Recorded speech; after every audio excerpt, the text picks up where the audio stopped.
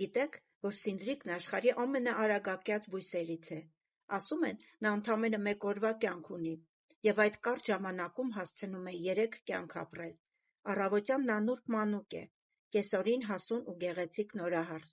իսկ երեկոյան արդեն փորձառու ծեր կին: Հենց երեկոյան է նա կոշտանում և կորցնում իր համը: Դրա համար սինդրիկը պետք է քաղել հենց այն պահին, երբ նա դեռ իր հարսի տարիքում է, թեթևակի դառնությամբ ու բնավորությամբ: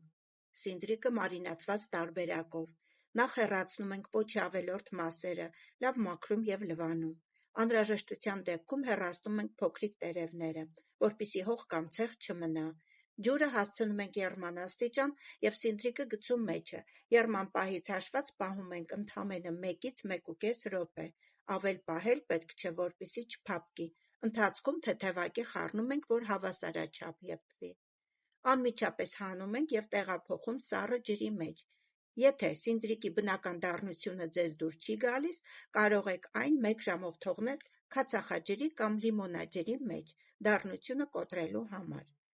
Ապակե տարայի հատակին շարում ենք դափնու տերև բահար, հատիկավոր սև պղպեղ, կանաչի, թարմ սամիտ և պարտադիր 1 հատ մեխակ: Այն յուրահատուկ բույր է տալիս բոլոր մարինադներին: Չմոռանանք նաև սխտորի մասին: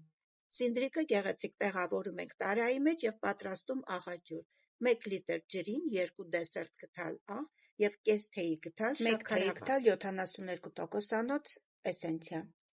1 օր սենյակային ջերմաստիճան, հաջորդ օրը պատրաստ է ուտելու: Վայելեք: